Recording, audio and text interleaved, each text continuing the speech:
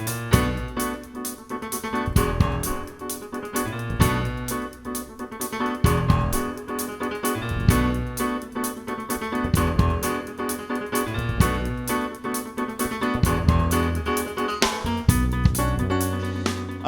I told you earlier, this week is a week of lectures and events where we have speakers, academics, people from the community come and talk to you about a number of things, different aspects of what you'll be studying. And we're very fortunate to start the series with an accomplished journalist and scholar, historian. He's received his PhD from the University of Paris, Sorbonne, and he's the author of a number of works. He'll be talking about his most recent work today, and I will say this in English, not in French, because I don't want to torture, but the title of his recent book is Duvalier in the Shadow of the Cold War, which is a topic that very much interests me. Hubert Arthurs is, as I said, an accomplished journalist, scholar. He is, and I want to make sure I mention this, he's associated and works at the State University of Haiti. That is important because that is an institution that we have established a relationship. We have a memorandum of understanding. We have done a number of things. Earlier this year, we co-sponsored a conference that was held by the university in Port-au-Prince, and so we're very proud and excited and committed to expanding that relationship, and so we're glad to have someone on the faculty here join us for this first event. We are starting late. We're going to push forward. I'm going to turn it right over to our guests, and thank you again for joining us and for starting us off in the Haitian Summer Institute. Thank you. Thank you so much, Professor. I'm really sorry for being so late. It's a great day, and it's also crazy. I don't know what to say, but I just have to thank you for being so patient, for waiting for me, and I have to thank Professor Chantal Verna and Sally and Liz for making this event happen. So my book is being published 2 weeks ago. So this is a great opportunity for me to tell you about it. And thank you. In some few words, I'm going to be short because we know the day was so long for you all. In 1957, Dr. François Duvalier initiated an Onotarian dynasty in Haiti, a regime characterized by blind terror and widespread corruption. Neither internal attacks nor external invasions removed him from power. After his death in 1971, his son, Jean-Claude Duvalier, became president for life at age 19 and remained in power until 1986. There is abundant literature about the Duvalier dynasty. François Duvalier is mentioned in almost all studies that address Haiti in the 20th century. His regime is unanimously described as one of the worst dictatorships in the contemporary history of Latin America.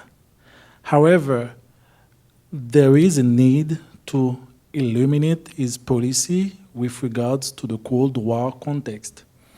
Overall, there is a scarcity of studies on Haiti's international relations. So my book examines François Duvalier's relation with the world in order to elucidate the role of the international context in sustaining the dictatorship in the context of the Cold War. The book is based on my doctoral dissertation titled International Relations of Haiti, 1957-1971, The Foreign Policy of François Duvalier. The dissertation is in French. The book also is in French. But during the past 2 years, I deepened my research, focusing on the years 1957 to 1963. Therefore, the book is on the period of the constitutional presidency of François Duvalier, because Duvalier was elected on September 22, 1957, and he was supposed to leave office on May 15, 1963. The book is based on different categories of primary sources. I consulted the diplomatic and presidential archives of France, the United States, and Haiti. I had, for example, special authorization to consult the papers of General Charles de Gaulle in France. In the United States, I conducted my research in the National Archives in Maryland, in the Eisenhower Library, and in the John Kennedy Library in Boston. I also used different documents published by the Office of the Historian of the State Department. In Haiti, I consulted the archives of the Foreign Ministry during the summer of 2009. So I was a bit lucky because since the earthquake of 2010, the diplomatic archives of Haiti are no longer available. So the book investigates François Duvalier's political, economic, and cultural relations with the world. It shows the way in which the Haitian dictator used international relations to advance his agenda in domestic policy, which was to stay indefinitely in power. The book addresses the following questions. What were the goals pursued by Duvalier in the management of Haiti's international relations? What were the strategies he put in place to achieve his purpose? What was the weight of the Cold War in Duvalier's foreign policy? I limited the foreign policy of François Duvalier in 3 segments, 3 phases that could help underline the national interest defended by the foreign policy of François Duvalier from 1957 to 1963. My argument is that the policy did not change in its objectives, but varied in its application at different times and depending on the forces in presence. It was implemented through speech, actions, ideology, and a certain behavior in international relations. The first phase, I called it the march to power from 1930 to 1957. When Duvalier was elected president of Haiti, he was 50 years old. His origin was obscure, marked by childhood of loneliness and misery. He was a shy man who expressed his ideas much more in text than in speeches. Syncretic, I don't know if it's a good word in English.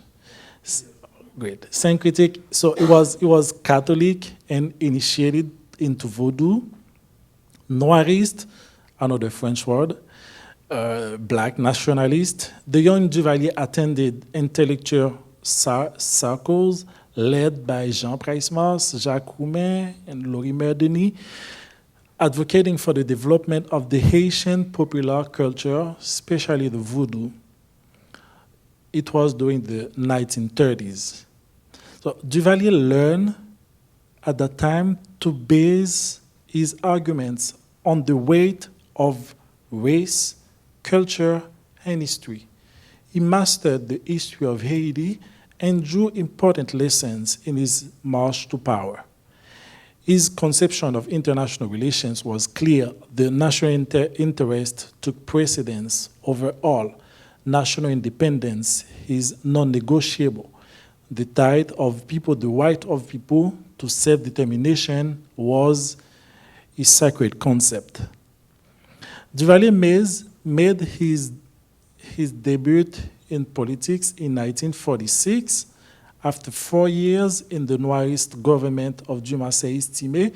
He spent 6 years in the opposition to the pro-mulatto government of Général Paul-Eugène Magloire. Those 10 years of experience allowed him to grab different aspects of the Haitian politics. He took into account the significance of racial conflict and the significance of the army to assent to the presidency and maintaining power. Meanwhile, he measured the influence of the international actors, including the United States, France, and the Catholic Church, in the contemporary history and international politics of Haiti. He captured the convergence between national policy and international relations. So once he became president in 1957, Duvalier put in place structures that gave him the means to conduct international relations of Haiti. He created a specialized school, the Institut National des Hautes Études Internationales, which is today INAGE, which mission was to train public servants, especially diplomats. Moreover, he passed the Act of 1958 on diplomatic and consular career. He gave himself instruments that could help him implement his foreign policy according to his vision of the world. It's important to remember that Haiti did not have a conventional political system in which the presidency was supposed to be an institution among others. During the history of Haiti, the chief executive is the most powerful personality. In addition, there was a practice that whoever became president had no other goals than to keep the power at all costs and to serve himself and his clan. Other political forces and republican institutions must either submit to the executive or disappear. Thus, during the presidency of François Duvalier, and even the period of his constitutional presidency, Haiti's foreign policy was drawn and decided at the National Palace and in the interest of the chief executive, François Duvalier, despite power and responsibilities the Constitution assigned to other branches of the government. The second phase is the period I called the period of affirmation from 1957 to 1960. Duvalier, in his political strategy, used during that time force, diplomacy, and blackmail. He counteracted external forces, including France, which traditionally influenced Haitian politics. Initially, Duvalier, in search of economic openness, relied on France, but when other doors were open, especially in the US, he attacked interests of France in the country. According to the French ambassador, the Haitian government was acting against France under the influence of the United States. Moreover, the ambassador notes that the US was the country that took advantage of the loss of French influence in cultural, linguistic, and religious areas. In fact, François Duvalier attacked the Catholic clergy too. In its origin and its practice, Duvalier was far from being an ally of the church. The young Noirist activist was critic over the Catholic clergy, which contained 80% of foreign priests. Most of them came from France. During the electoral campaign, the church supported Duvalier's opponent, Louis Desjoie. So during the early years of Duvalier's presidency, Several French religious, including the Archbishop of Port-au-Prince, were declared persona non grata. So that period can be considered as the beginning of the inevitable Haitianization of the clergy Catholic, which will happen in 1966. Let me say quickly, for example, for Trujillo, it was different because Trujillo was the powerful dictator of the Dominican Republic. When Duvalier started his presidency, Trujillo was already in power for 27 years. And Trujillo had dominated the Haitian politics. Duvalier knew that because Duvalier was minister of Dumas Estimé, while Trujillo tried to overthrow Estimé from power. But Duvalier knew Trujillo, but he didn't have any possibility, then signed an agreement with Trujillo, an agreement which was considered anti-national by the people. But Duvalier had two choices: either have a defensive army against Trujillo, which was difficult because the Dominican Republic had the best army in the Caribbean at that time. So Duvalier decided to sign an agreement with Trujillo, but in 1960, when the Organization of the American States decided to ban Trujillo from the hemisphere, Duvalier did not hesitate to let go. It does show that he could achieve agreement with an enemy and released an ally in bad time. The third phase is important because the third phase started in April 1961. It's important because at that time, Duvalier decided to extend his presidency for 6 more years, while he had 2 more years to stay in office. During his first 4 years in office, Duvalier enjoyed money, weapons, and tolerance of the Western Bloc of the United States. With these means, he silenced his political opponents and neutralized the Catholic clergy in Haiti, which was too critical to his politics. He had enough resources to reduce the influence of France, the former colony. In the name of communism, he executed or exiled congressmen, priests, soldiers, and professionals he perceived as potential threats to his power. In the early 1960s, the most valuable intellectuals were forced to leave the country. In the late 1960s, the first boat people from Haiti arrived to Florida's coast. During the same period, thousands of Haitians took refuge in several countries in the Caribbean, especially in the Dominican Republic and the Bahamas. It should be noted that Duvalier did not receive the full support of the United States during all his years in power. Instead, Haiti faced serious difficulty in adapting to the changes that took place in the region in the early 60s under the U.S. command.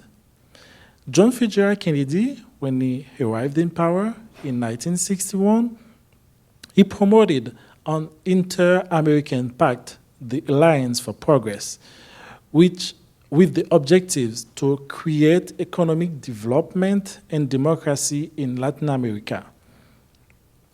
Duvalier wanted the financial aid, but he rejected the political conditions, especially those that involved organizing elections at the end of his term and handing over the power to a new government. When Kennedy, with the help of President Juan Bosch from the Dominican Republic, tried to impose democratic values on Haiti, Duvalier raised the specter of communism. Applying a much more strategic than ideological politics, Kennedy decided to release Duvalier when he perceived that the regime's brutality, yet namely anti-communist, could cause a potential communist revolution in Haiti. But Kennedy would not take up extreme measures against Duvalier because he feared of disappointing his other anti-communist allies in Latin America. So this is the books. This is the book. In conclusion, I could say that the book highlights the following points. Relations of Haiti with other actors in the international system during 1957 to 1963 were not based on logic of solidarity and democracy. They were primarily made of constraint, complicity, complacency, and contradictions of any kind. The context of the Cold War did not only give Duvalier the latitude to maintain his power, it allowed him to fundamentally change objective and agents of Haitian diplomacy.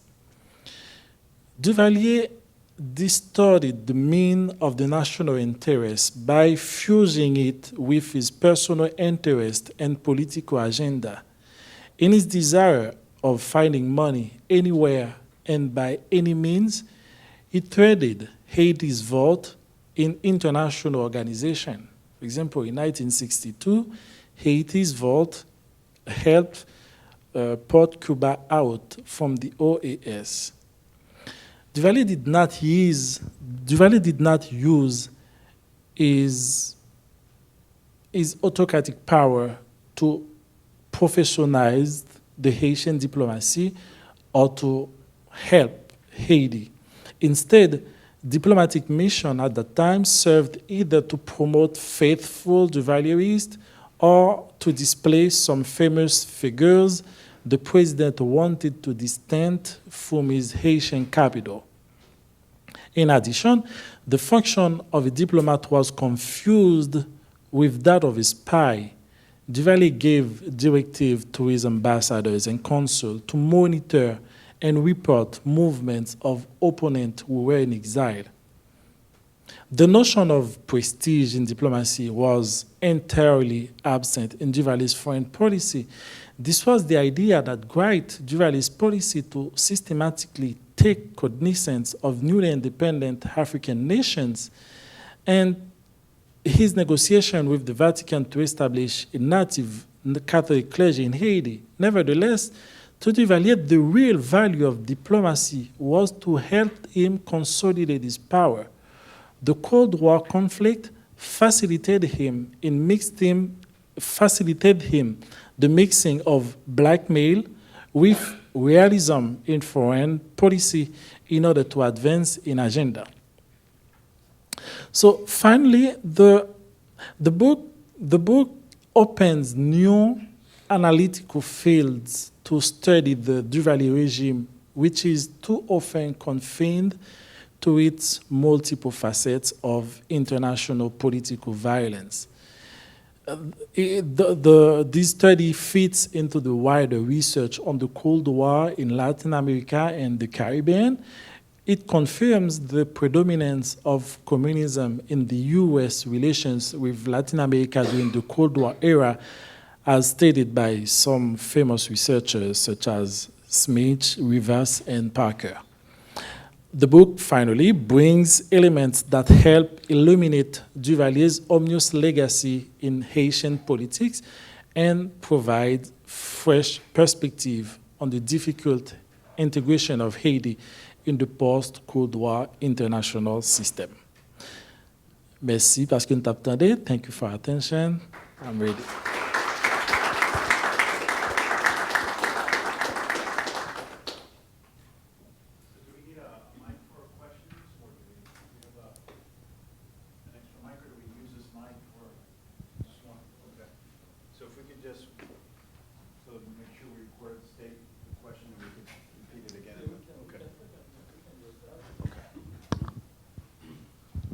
Thank you. Whoa. Thank you very much for your presentation, really interesting. And my question is more so a kind of a curiosity about how, given the context of like black nationalism going on in this era, kind of mid-20th century, and especially I think firstly about like negritude movements, such as Aimé Césaire in Martinique.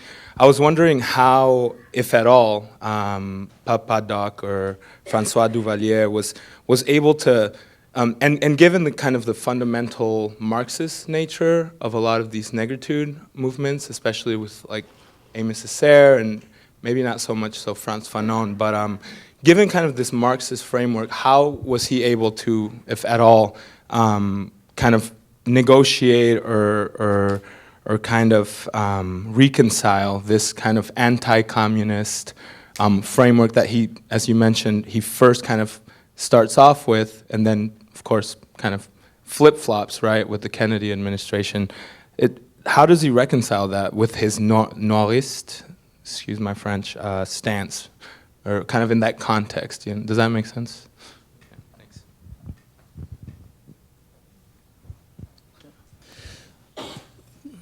Yeah, François Duvalier was some of the Haitian scholar.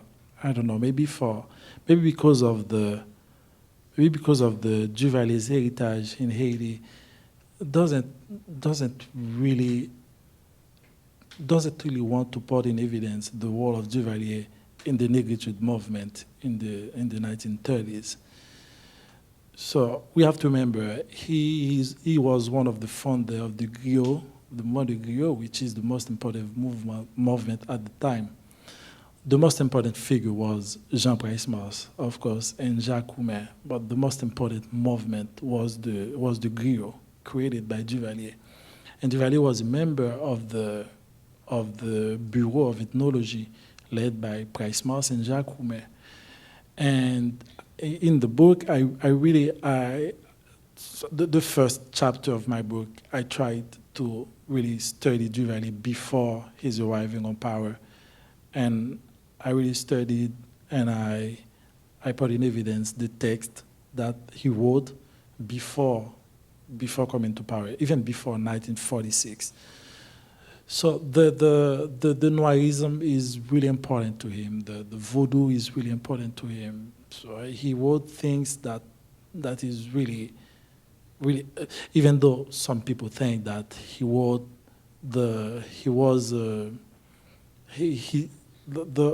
some people think that the most important person to him was Lorimer Denis. People wrote that Lorimer Denis wrote all of Duvalier's articles. I don't think it's right. I don't think Duvalier was he was a bright intellectual and a bright black intellectual. I really don't think in Haiti we can automatically link noirist and communism. I can't say Jean Price-Mars was communism, the father of the noirism in Haiti. No, we can link noirism and anti-US occupation, because the noirism take place in Haiti years before it happened in the other countries, before Césaire, before Fanon. Haiti started in 1927 with the book of Jean Price-Mars, Ainsi parla l'oncle. So that's the main book for the negritude movement. And of course there were communist figures such as Jacques Roumain, which was the founder of the political party. But Price-Mars was not communist, and the young Maniga and other people, they were not. So, but when Duvalier arrived in power, I think, and I also explained that in the book, I don't think Duvalier was an ideologic president. he used ideology, of course, because the man he is a militant. But when he arrived in power, I think the main ideology was the Duvalierism. And even his fight against communism, while he was fighting communism, he had 4 members of his cabinet, his private secretary, Lucien Domecq, 2 of his ministers, les Frères Blanchet, which was members of his cabinet. They were founders of the Communist Party. And in the book, I explain all the telegrams that the US sent to Duvalier and to say, you need to separate yourself from these men because they were communist. But Duvalier didn't, because the thing that was important for him is that these men, even though they were communist, they were first Duvalierist. And Duvalier attacked and Duvalier fought the communists in Haiti because the communists were simply opponents, not because of the ideology, not because they wanted whatever they want as communists, but because they wanted power and they think they can change the country through the power. So he fight the communists, he fight the general of the armies, he fight the priest. Or anytime someone talk about power, even if you were the right or the left wing, Duvalier fought. So that was this is what I can say if I should link Noirism and communism during Duvalier's presidency.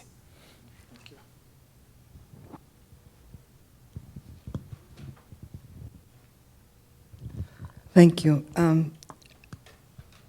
I don't think I'd call Frantz Fanon and Noiris, but that's neither here nor there. You talked about Duvalier having resources during the Cold War era, and it wasn't clear what those resources were. Was it exports? Was he doing what some of the other Latin American countries were doing, was in terms of trying to do import substitution, industrialization? What were the sources of the resources that he had that made him so confident to do what he was doing to retain power and basically terrorize the country?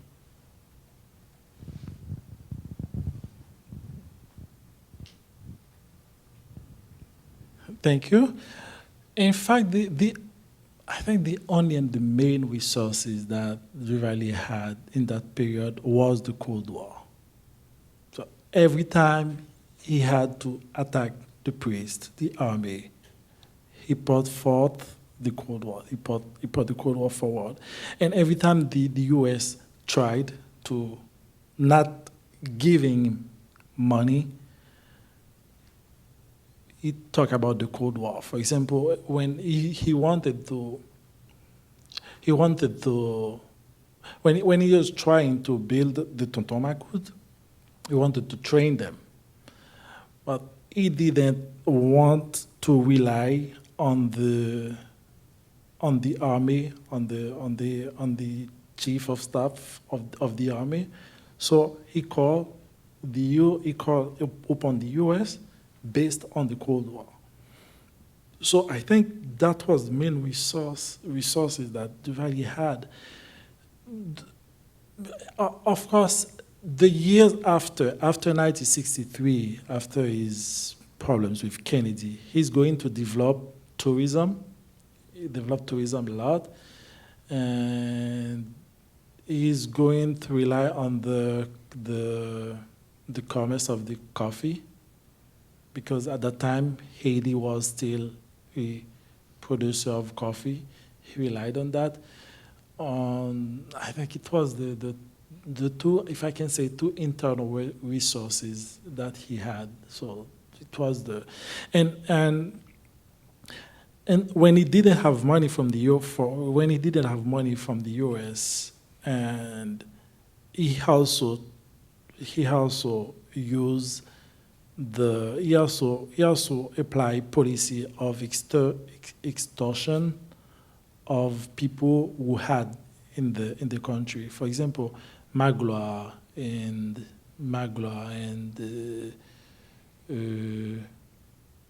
Dejoie and all the mulattoes and all the opponents,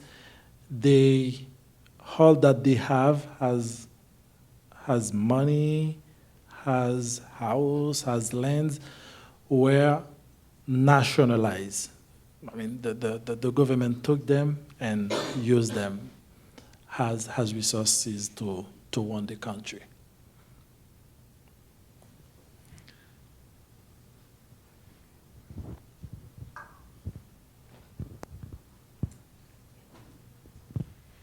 I was wondering, I don't know that much about all of Duvalier's policies, but did he use language in his ideological, both national and international campaigns or on the national and international stages? For example, did he rely on French for both national and international communication? Or did he use language as a tool in this international ideological battle?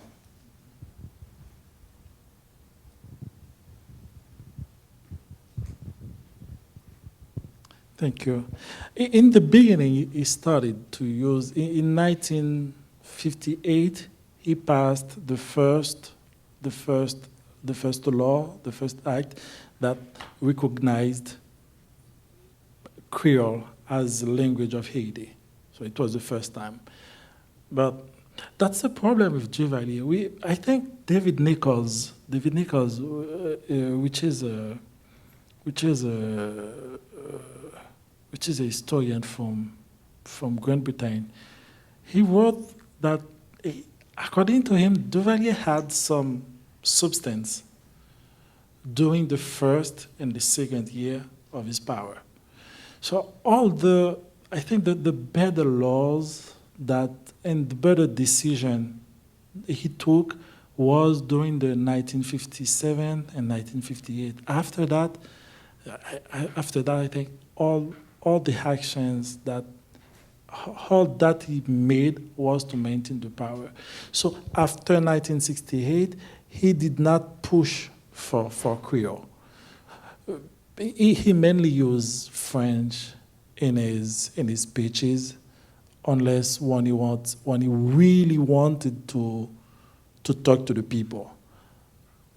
But in his writing, he never wrote in Creole, and he never gave a major speech in Creole. Even the Cri de Jacmel, no, like never. And is Jean-Claude, who is going to create like an institution to promote the Creole according to the law that Duvalier took in 1958.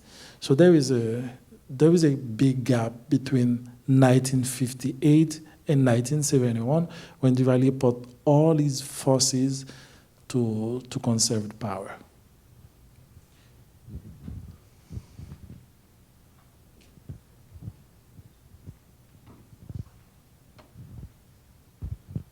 Hello, thank you so much for your presence and for your interesting topic. I'm wondering, when it comes to the brain drain that we have, well, starting with Duvalier and until this current moment, how that ties in with this communism prevalence at the time, because we know that part of the people who exiled were those literary writers like Jacques Roumet, and they were very influential in the society. And you have him forcing these power brain houses outside of the country, and because they were they had communist tendencies anyway. So doesn't that factor in when it comes to brain drain and his Noirist movement too? Because you have all these intellectuals, and because of his history, they were mostly the elite was mostly white or mulatto. So how does that factor in this whole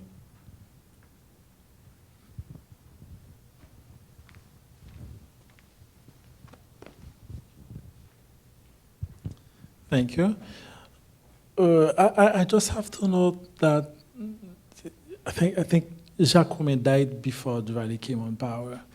He was exiled on the Lisco, I think. He died before. And it's important to know that because Jacques Roumain is the founder of the Communist Political Party. And the other intellectuals, yeah, there were a lot of communist intellectuals in exile during Duvalier, but a lot of them were not communist. And that was a big problem in the exiled movement. For example, Lissi Maniga, which is mostly right wing, and Sergil, which is left, which is not communist but socialist. They could not. I'm talking about the the intellectuals only. They could not work together on an alternative toward Duvalier. So, of course, the ideological division of the world during that period had his marks on the Haitians exiled movement, or during that time, and even in the political sense. For example, in the U.S., you had Paul Magloire and Daniel Fignolet and Louis Desjoie.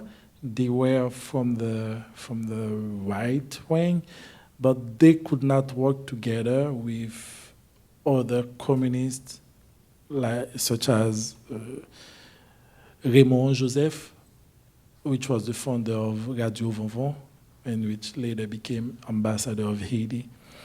So yeah, I can say, of course, of course, being communist, the division of the, if for the Noirism it was less obvious, because the problem is that, for example, at the end of his life, Jean Price-Mars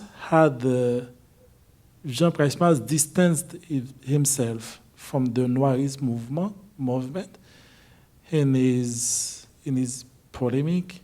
I don't know if we say that in English. Yeah, in his polemic with Dr. René Piquion, after the book of René Piquion.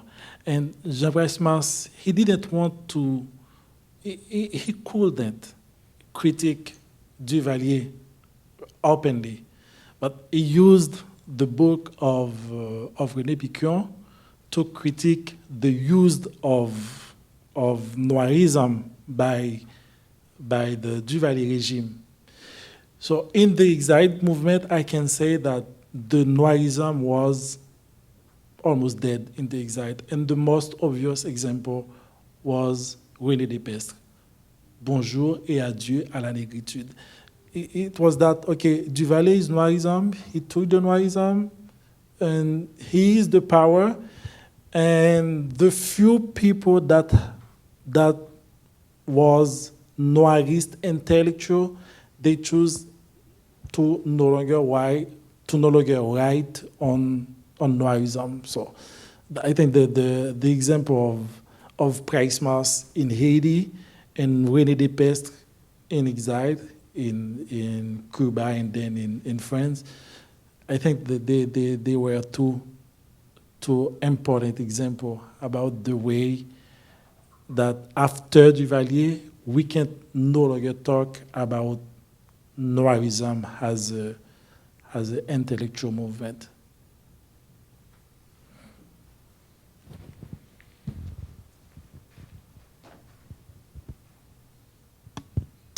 Hi, thank you for being here and for the book.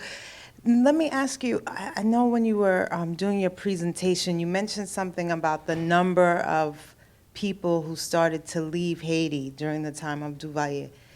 In Cuba, same thing was sort of happening, well, I guess a little later, when Cubans started to leave, and it was like a mass exodus of people starting to leave. Do you know if that bothered Duvalier at all, that so many people had started to leave? And do you also sort of reflect on how that's made an impact on Haiti from so many different levels, that the group of people who left Haiti during that time, I was told many civil workers, the educated class of people started to leave. Do you mention or correlate in your book how that's made an impact on Haiti today? Okay, thank you. No, I don't. No, Duvalier did not bother at all. In fact, in the 1960s, when the African countries started to become independent, and Duvalier sent some Haitians to help Africa. And I talk about that in the book, explain that first, when the intellectuals, especially the intellectuals, when they were leaving, it was good for Duvalier for various reasons. First of all, Duvalier himself said every intellectual of that country think they can be president. So when one intellectual leaves, that means one candidate less. And secondly, Haiti, there were no possibility to work and to work freely, to write freely, and to teach freely. And if you compare the work of Haitian intellectuals during Duvalier's period, you'll see that most of the important books that were written during that time, they were written in exile, because it was easier for Haitians to express themselves professionally and intellectually in exile during that period.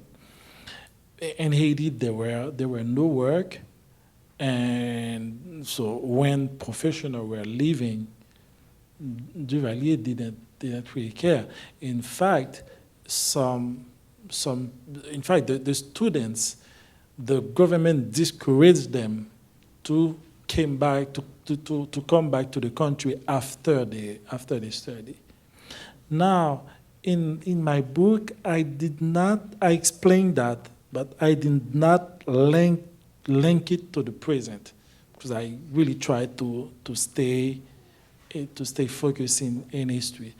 But now I can say, of course, that there were, because Robert Wartburg, in his book Haiti, The Politics of Squalor,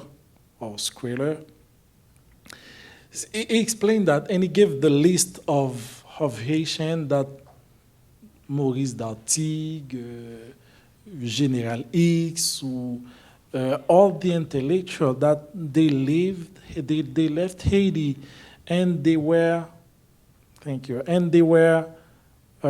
advisor of African president. They had good position at the UN, at the UNESCO. He explained that they were most Haitian psychologist or Haitian doctor in Montreal than in the whole Haiti as a country. So I think it's a good book to read about that. And I read a lot of new work. There is a book in French, Les Haïtiens au Congo, from Camille Couillou. And of course, he talked only about Congo, but he really gave a good idea of how the Haitians were useful for Africa.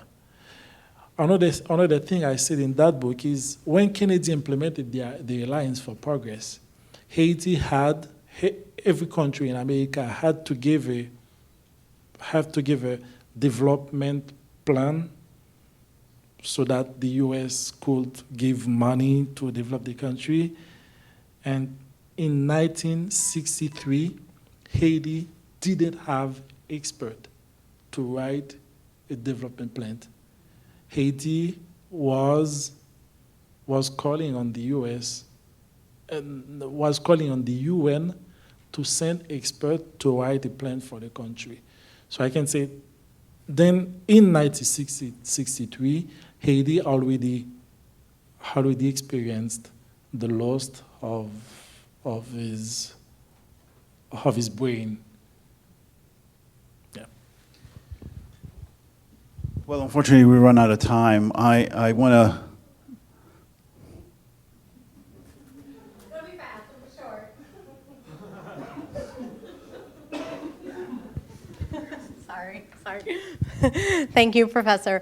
Very quick question. I know that you're a historian. I want to respect, your position looking at history, but I do want to ask you about the present. We have President Martelly, who many are asserting is a neo-Duvalierist leader, and I'm interested in your thoughts about that and the implications for a country where, according to the current demographics of Haiti, the majority of Haitians living in the country today were not alive during Duvalier, either Papa Doc or Baby Doc's reign. So what are your thoughts about that assertion that in Martelly we do see some components of Duvalier, and what it means for the country when you have a populace that did not live through all of the terror and corruption that we saw during those periods? Thank you. Yeah, it's a difficult question. It's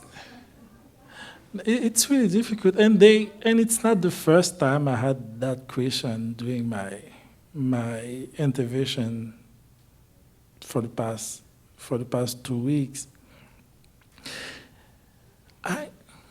It's really difficult for me to answer because I don't have. First, I think that there is two phases in the Duvalierism. I really think that François Duvalier is different from Jean-Claude.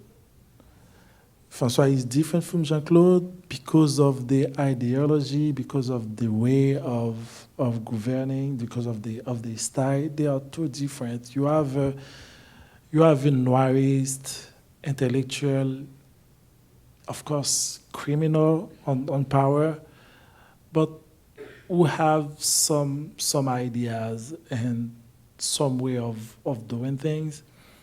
For example, Jean-Claude Duvalier, the first two things he did when he arrived on power, especially on international relations, he separated himself from the two, I think I can say the two diplomatic men of François Duvalier. The first was René Chalmers, which was minister of Duvalier for 11 years. So it was the only minister for like forever for Jean-Claude Duvalier. And the second was Gérard de Catalogne. Gérard de Catalogne, which is a French national and important advisor of François Duvalier. So it's different from Jean-Claude to François, and I think that it's different from Martelly to Jean-Claude. Now it's obvious. Martelly was at Saint Louis Gonzague. It was at the army, so he knows the Duvalierist. He knows the kids. Most of Martelly's ministers and advisors, and I don't think they. Now I'm going to enter in a field which is not mine, but I really don't think they are in the government because they are Duvalierist. I think they are in the government because they have the same path with Martelly. Because they went together, they were in the army together, they lived in Pétionville together. So exactly at that time, the Duvalierism was not the Noirism. The Duvalierism was Jean-Claudism and Bennettism. Bennett from Michel Bennett. So light-skinned people, etc. So, now, I don't know what this means for, and even on Martelly, we can see the difference. Yeah, Haiti is a country with this problem, but of course the justice is doing what it's doing on Jean-Claude Duvalier. Even it's slow. We don't really know what is going to happen next. But actually, Duvalier can't leave the country because of his affairs with the justice. So I think it's different. It's different in the style. But of course, it's not Lavalas. Not now. It's different. You can see in the book, I really try not to divide the country at the time of Papadoc between communism and anti-communism. And I think today some people are trying to think that, yeah, the country is Duvalierism and Lavalas. I think it's not. It's more complex than that. And I think that because in the Martelly government, you have Sohan is in the government, and Rosanne Auguste is in the government, and Mario Dupuis, which was Speaker of ICID, is in the Martelly government, and Woody Erivo, which is Minister of Communication, which is Lavalas Senator, is in the government. See, so we think, I think, especially, yeah, now I'm happy to be an historian because I can let the time goes, and years after, I come and I say, okay, let me see what really happened.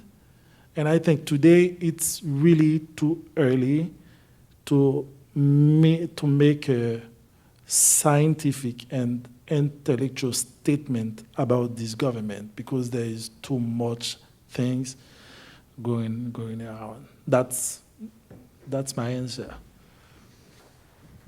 Please join me in thanking